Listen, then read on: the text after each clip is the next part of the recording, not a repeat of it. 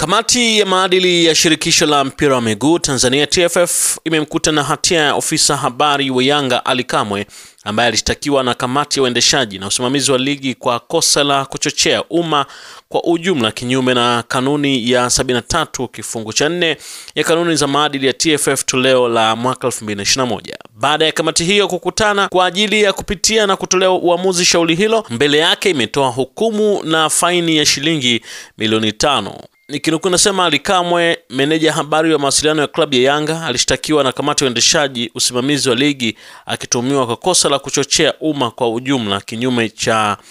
kanuni ya 73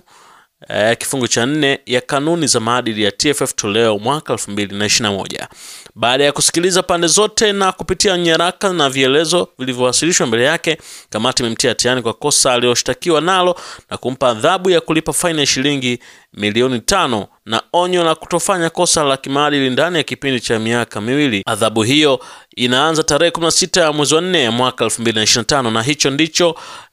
kilichokuwa kinasubiriwa kuhusiana na jambo hili la Ali Kamwe. Lakini pia ofisa habari wa Simba Ahmed Ally amekutwa na hatia katika kesi ambayo alishtakiwa na klabu ya Yanga akituhumiwa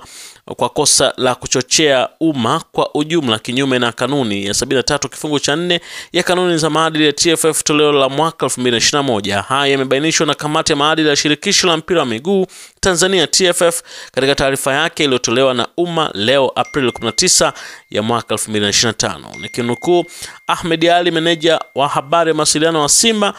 SC, alishtakiwa na klabu ya Yanga akituhumiwa kwa kosa la kuchochea umma kwa ujumla kinyume na kanuni ya 73 kifungu cha 4 ya kanuni ya maadili ya TFF toleo la mwaka 2021. Baada ya kupitia maelezo ya pande zote husika pamoja na vielezo vilivyowasilishwa mbele yake, kamati ilibaini kuwa hakukuwa na ushahidi wa kutosha kumuingiza hatiani kwa kosa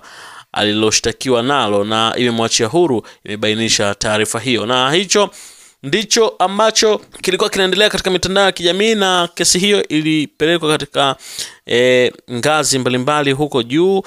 za soka, na leo ndio maamuzi yametoka na Ali Kamwe amepigwa faini ya shilingi milioni 5 na kupigwa onyo ambalo endelea kufuatilia Ahadi TV, utaendelea kupata taarifa na update mbalimbali ambazo zinaendelea kutufikia. Usisahau kusubscribe, kulike, comment pamoja na kushare.